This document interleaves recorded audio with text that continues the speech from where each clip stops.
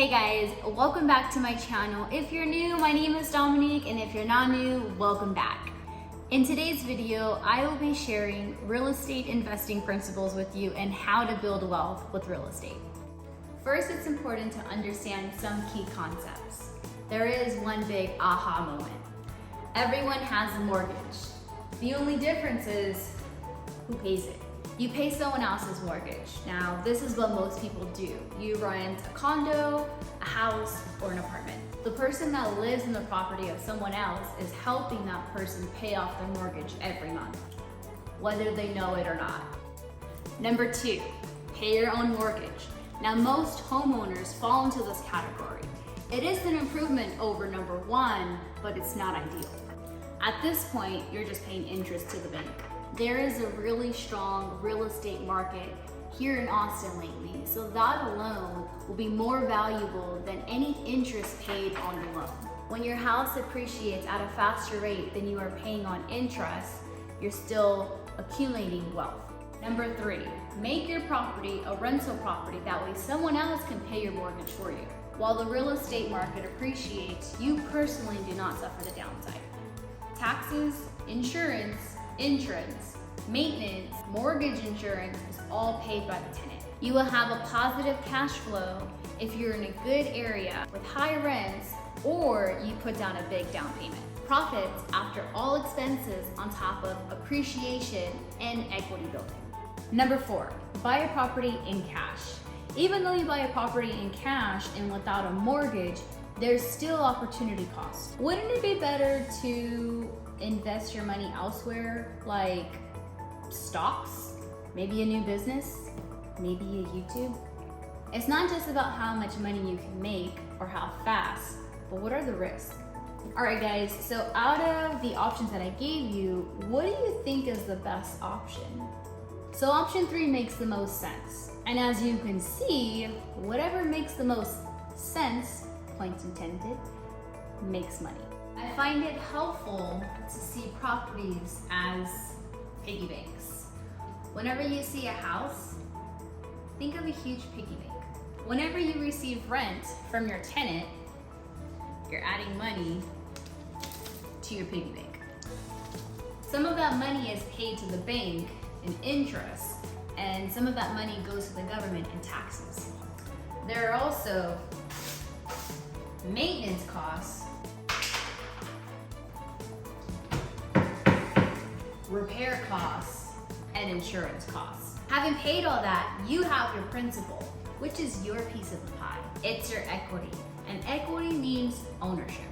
Your piggy bank gets fuller and fuller over time as your tenants pays down your loan through their monthly rent. That is not only the good thing, there is something that's also called inflation. The price of everything goes up with inflation. In the 1980s, an average house that's for 3 bedrooms, 2 bathrooms in the US was $50,000. With inflation, that same house is now $400,000. Have houses gotten bigger or better since then?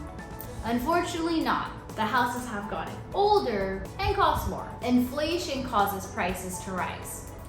Inflation. Supply and demand.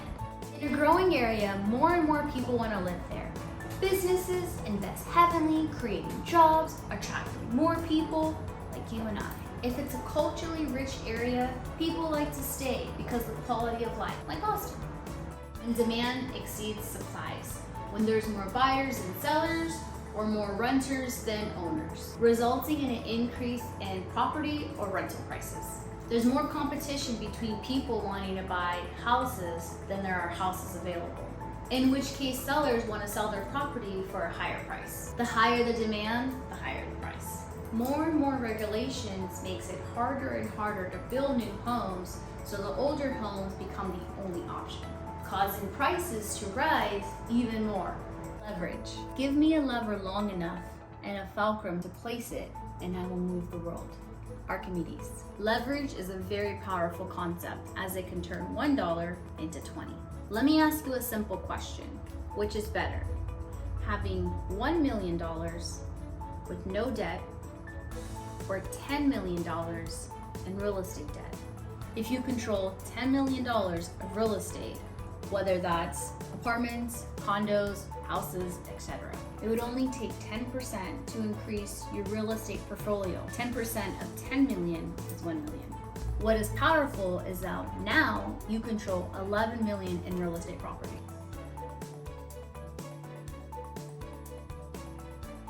Turning $1 into 20 is like putting down 5%.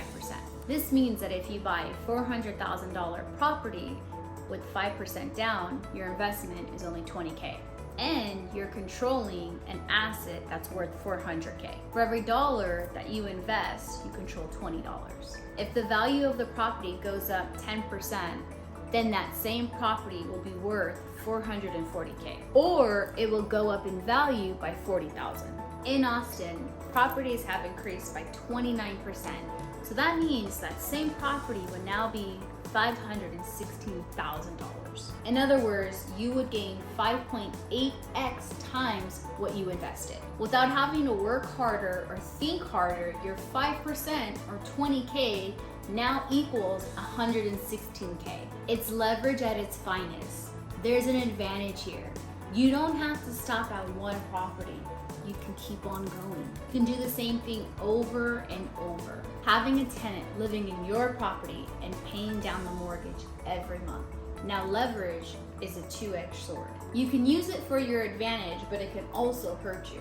Due to rising interest rate, recession, market downturn, or any number of bad things.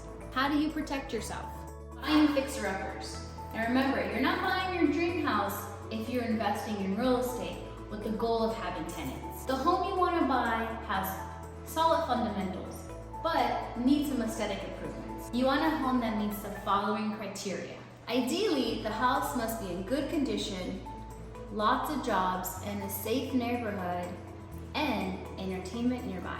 Good condition means the foundation is strong, the electrical is reliable, the plumbing is functional, and the roof is in good shape. Getting all these things right is critical. Everything else, such as paint, trim, cabinets, light fixtures, flooring, and hardware, costs much less to fix. This is what you can see, touch, and feel. The most important thing is to get the things you cannot see right, such as the house's guts. The rule of thumb is to drive around and look for houses that are well kept, as well as their yards, and find that one house that has tall grass and that's unmaintained. Such houses are opportunities, and an opportunity to have a big piggy bank. For an example, you buy a house for 370K in an area of 500 plus K houses. This leaves you with a nice buffer. If you renovate all the aesthetics to make your house look like all the other houses in the neighborhood, your 370K house could then be worth 500K. After spending 30K on renovating the property, you go back to the bank to get the house appraised. An appraiser comes to your house to estimate its value, simply by comparing the condition of your homes to recently sold homes in the area by square foot, beds, and bathrooms. You will be able to unlock 130K in equity. 30K for 100K. Now if there's a market downturn, you have 100K buffer before your house is worth less than what you paid for. Alright guys, so I just recently purchased my first investment property and I am super excited to share my videos. So some of my videos are going to be talking about renovating tips, working with contractors, keeping costs low, and also lessons learned. I've been super busy just renovating from what it looked like before to what it looks like now, so I can't wait to be sharing these videos with you guys soon. I really do hope this video was useful to you. If so, please like and subscribe. Thank you for watching and have a great day.